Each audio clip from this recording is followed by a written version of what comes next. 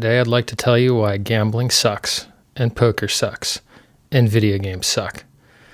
So, in this world we have a ton of really complex problems.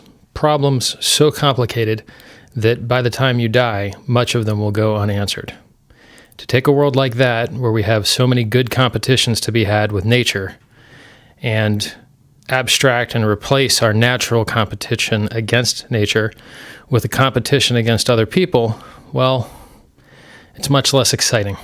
If you're able to compete against reality and solve a problem, discover something, invent something, that type of discovery lasts throughout the ages, a lasting testament to your existence in this world. Whereas the competitions that you have in silly made-up things versus other people are much less challenging target than this giant world of energy and mass that we live in. So let me give you an example.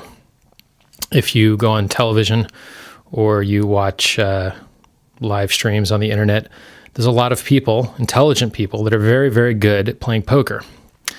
And poker is a game that has a limited number of players and a limited number of skills that you learn, which are exportable to other areas. You could say that you learn some game theory. You could say that you learn how to read other people and control communication, being able to tell bluff from real, reading intention, perhaps empathy, feeling into the types of responses and feelings other people would have when they get certain sets of hands. The problem is that if you were to isolate that behavior to just an island, right? If you were to say there's 7 people in the world and they all live on this island, and those 7 people are going to play a card game with each other, and all they're going to do is play that card game, well, nothing would get done. They would all starve to death because you need to eat, you need to take care of your family, you need to go to the bathroom, right? There's more to life than playing card games. And it's much worse than it sounds. You're not only getting very good at something which doesn't have a benefit outside of it, but even worse than that, you're harming all the people that you play with. It's not even a zero-sum game. It's a less than zero-sum game because the house takes its rake, it takes its percentage, and you had the transition time to get there, the transition time to leave. You occupy your consciousness with reading books and watching other excellent people play and theorizing about new strategies. The game doesn't end when you leave the table. It doesn't start when you get to the table.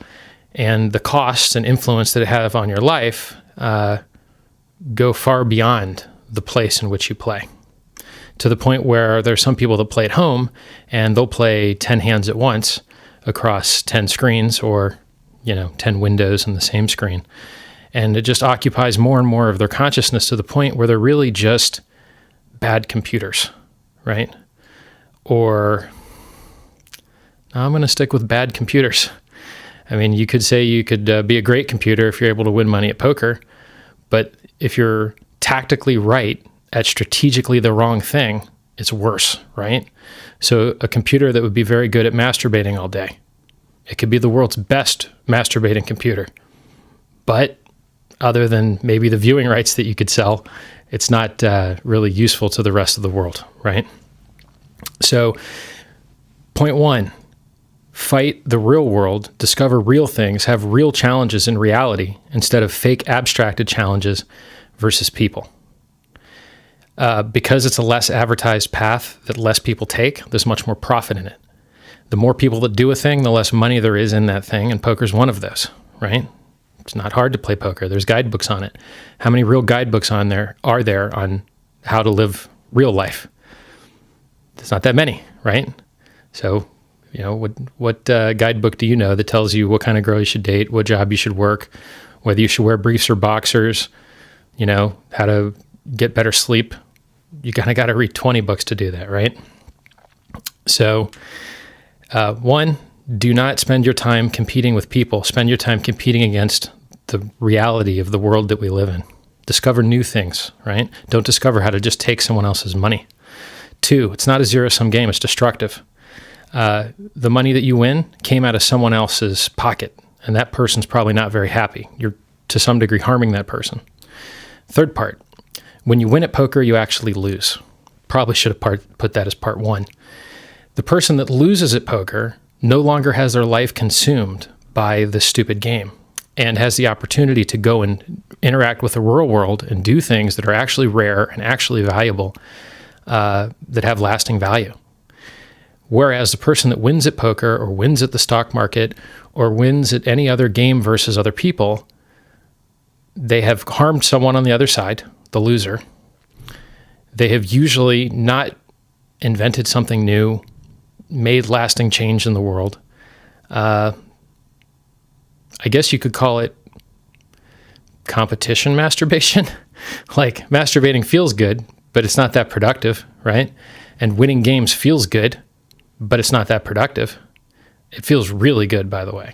Winning a fight, winning a game, winning any competition, at least to the masculine energy, is very, very, very consuming. So don't compete versus other people. Compete versus the real world. You make a lot more money.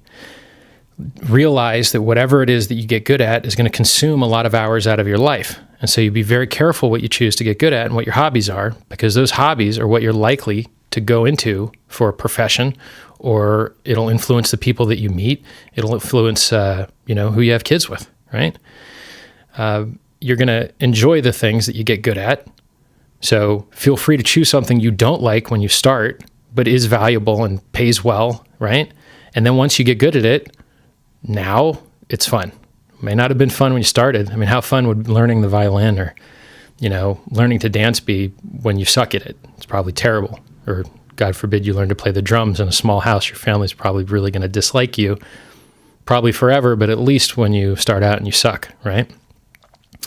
So compete versus the real world, not fake competitions versus people. Realize that whatever you hobby at is going to influence the connections you make in your life, the relationships you have in your life. It's going to take over your consciousness. There's more valuable in doing the things that less people are doing, usually, because our value is in indirect proportion to the availability of a thing. So the more common a thing is, the less valuable it is. And the less common it is, the more valuable, usually, right? And realize you're hurting someone on the other side of the transaction, and realize that losing can actually be winning if it gets you to go do something productive instead of staring at a screen all day, doing something which doesn't feed anyone, doesn't build anything, doesn't help anyone, shifting zeros and ones around on the stock market or shifting poker chips around a table. These are not the highest and best uses of the most intelligent people on the planet. I know there's value in the accurate pricing of securities, but you could say that there's too many smart people staring at screens trying to figure out how to screw other smart people out of their money. And at some point, it's really not healthy for the ecosystem that we live in. It's much better that we have less people trying to shave fractions of a second or fractions of a millisecond off of front-running a trade and high-frequency trading. And if all those people would stop doing that mental masturbation, human competition thing, and switch into productive things that influence the real world, discovery, you can still compete, start a business. You're still competing, but you're competing not in some fake abstraction that was created by a man with man-made rules, but but participating in the real world that makes all the stuff we use and decides how people spend all the hours of their life. If you start a business and you employ people, you literally decide how these people will live over a third of their life. That's huge. I mean, that's absolutely huge. I think that to have that responsibility to control the lives of so many by being an employer is a far better and higher calling than finding a way to take money from some poor other bastard that may have got dealt a bad hand or may not have the same skills as you. He's the guy that actually gets to go and work and replace that money and make the world a better place, while you're just sitting around as the winner figuring out how to screw more people out of their money. It's not that wholesome. It's not that great. And if you look at the Fortune 400 richest people, they're not poker players. They make their money doing other things, because doing other things pays far better